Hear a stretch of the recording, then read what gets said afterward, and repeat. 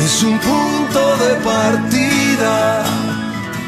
Pablo Amodeo, muchas gracias por tu tiempo para el programa. Muchas gracias a vos por la invitación. Bueno, vas a ser candidata. Vamos a ser candidatos. Con Creo decidimos que tenemos que seguir dando las batallas, ¿no? Que hicimos un partido político justamente para llegar a esos lugares donde se toman las decisiones para que la gente viva mejor, y estamos dispuestos a hacer todo lo que sea necesario para ver si damos vuelta a esta realidad tan angustiante que vivimos los tucumanos, ¿no? Vos apoyaste todos los proyectos del gobierno, tenés una coincidencia ideológica y ahora enfrentan unas elecciones donde uno creía que iba a haber un acuerdo. ¿Hay posibilidad de acuerdo con La Libertad Avanza? Mira, lo que nosotros decimos es que nosotros, más que acompañar al gobierno, acompañamos determinadas ideas que son las ideas nuestras.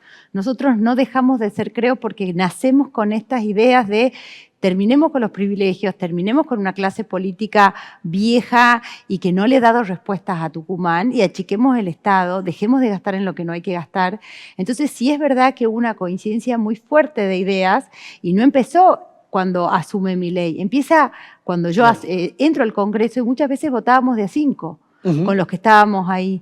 Entonces, en ese sentido, sí ha habido como una coincidencia de ideas, pero manteniendo como la identidad propia de Creo, mirando siempre primero Tucumán y después el resto, con una impronta y una identidad de tucumanos para Tucumán. Claro.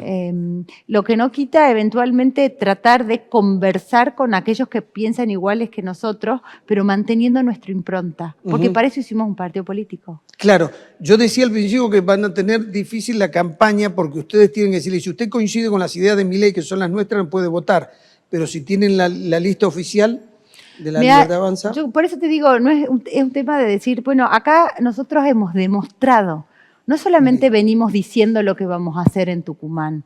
A nosotros en Tucumán ya nos conocen, ya conocen cómo trabajamos, ya conocen cuáles son nuestros proyectos, ya saben que para nosotros Tucumán está primero. Y muchas veces dicen, no, las ideas de Creo, ¿quién las decía antes? Si primero ustedes o después lo decían. Y nosotros decimos, no importa el decir, lo que importa es el hacer. Y nosotros estamos determinados, cueste lo que cueste, sin personalismo, sin fanatismo, a sacar a esta clase política, a todos, porque todos son parte del problema, porque Tucumán tenía todo para ser mejor.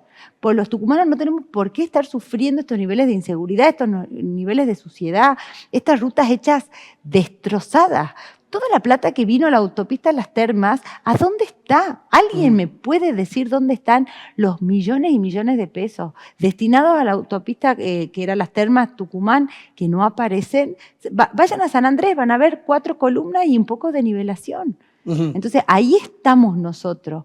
Nosotros somos los que hemos hecho la denuncia penal, nosotros somos los que estamos denunciando constantemente, revisando los boletines oficiales, analizando qué se hace con la plata, por qué el Tribunal de Cuentas no rinde cuenta. Son los que estamos proponiendo una reforma electoral profunda en Tucumán. Cuando nosotros decíamos hay que reformar la Constitución y hay que terminar con el sistema perverso de los acoples de Alperovich, nos decían, son unos locos, no se puede, imposible, dejen de hablar de eso, no le importa a nadie. Ahora todos tomaron el discurso, y en buena hora. Pero nosotros tenemos que ser esa fuerza imparable de tucumanos que nosotros, siempre cuento, no es coincidencia que nosotros nacemos un 24 de septiembre en Tucumán. No es que nos hagamos los patriotas, pero nos inspiramos. A ellos desde Buenos Aires les decían, hagan una cosa. Al ejército de Belgrano le decían, retírense, muchachos, váyanse, perdamos Tucumán, total, no importa Tucumán. Y nosotros tenemos la misma lógica, no importa lo que nos digan desde Buenos Aires. Nosotros acá nos plantamos porque esta gente hay que sacarla. A todos, no tiene que quedar ni uno de los que viene. Pablo Amodeo, la denuncia penal que hacen sobre el dinero para la autopista Tucumán-Buenos Aires, ¿ustedes lograron ver si el dinero ese llegó a la provincia?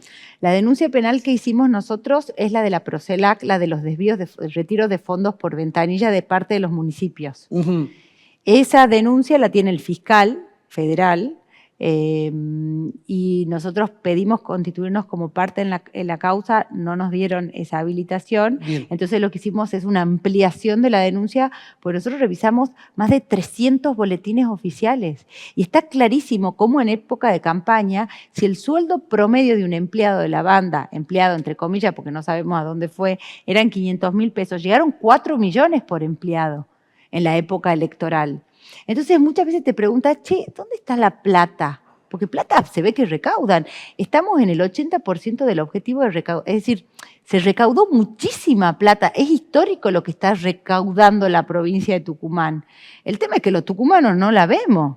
¿Dónde está esa plata? Porque no está ni en hospitales, no está en seguridad, no está en infraestructura. ¿Dónde está? En la campaña, como siempre. Bien, vamos al tema del Congreso. Viene ahora la parte más difícil, que son las reformas estructurales.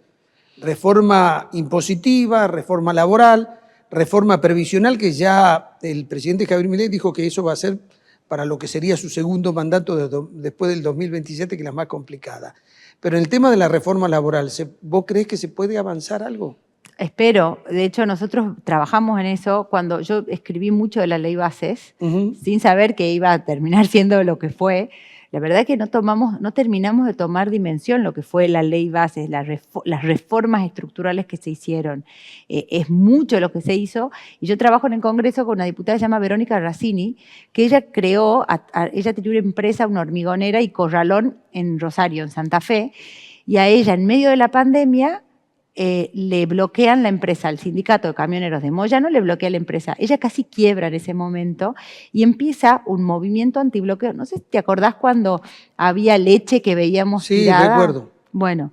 Pero ahora lo ganó el juicio porque lo tuvieron que indemnizar. ¿El sindicato de camioneros es así? No, ahora está la empresa Lácteos, la Verónica, que es la que le bloquearon.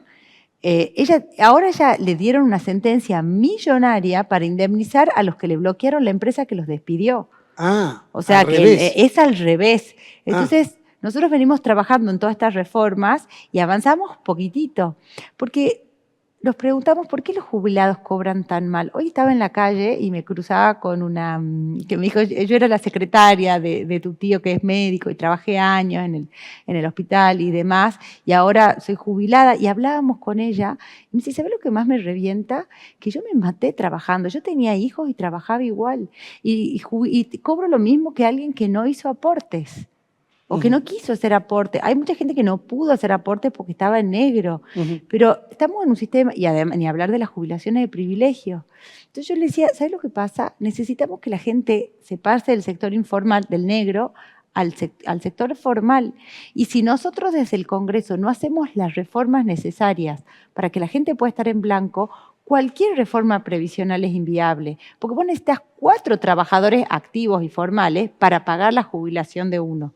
Entonces, ni hablar de terminar con las jubilaciones de privilegio, ni hablar con eso, pero también, si nosotros de verdad le queremos dar una jubilación digna, necesitamos que la gente empiece a trabajar en blanco. Y para eso tenemos que hacer las reformas que obviamente tenemos los muchachos sindicalistas de enfrente que no quieren perder sus privilegios, su casa, sus millones, su poder, porque la verdad son unos extorsionadores profesionales.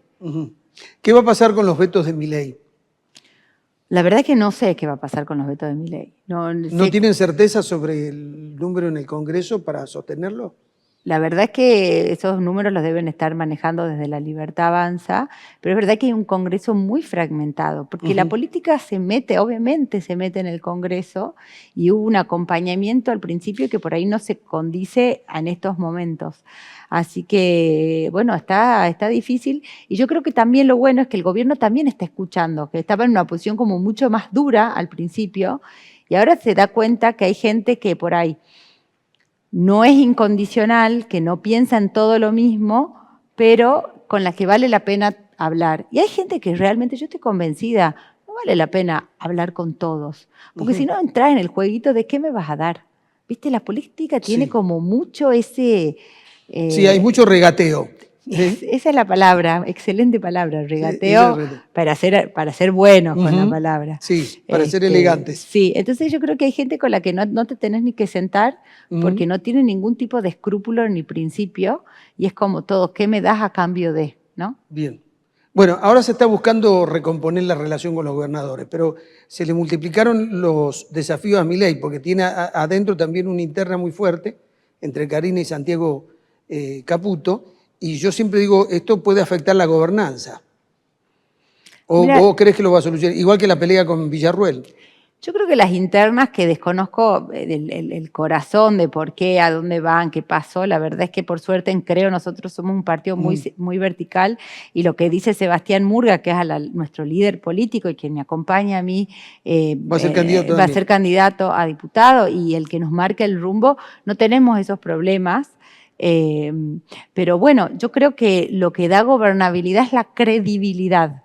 No Bien. tanto si hay interna o no hay interna. O sea, la credibilidad quiere decir si vos cumpliste con aquello que prometiste y si sos consecuente con lo que decís que vas a hacer y de quién sos. Yo creo que si bien hay cosas que te pueden gustar un poquito más o un poquito menos, en los modos o lo que sea, si vos ves cuáles eran los objetivos, decís, bueno, estamos tomando eso o estamos llevando adelante aquello que sí iba a ser. Y me parece que ese es el gran contraste con la vieja política, ¿no? Vos lo tenés a Jaldo, que te dice, yo voy a hacer la reforma constitucional, voy a hacer la reforma electoral, voy a terminar con los acoples, voy a achicar el gasto, y sigue la joda, tenemos una legislatura que no rinde cuenta, una caja popular que no rinde cuenta, un Estado que no se achica, uno que de nuevo quiere ser candidato testimonial, que es la mayor estafa al elector, las candidaturas testimoniales. Entonces vos decís, bueno, la verdad es que eso te hace que vos vayas perdiendo gobernabilidad porque perdés la credibilidad, ¿no? Bueno, Pablo Mondoy, muchas gracias. Gracias a vos, que estés muy bien. Ya volvemos. Es un punto de partida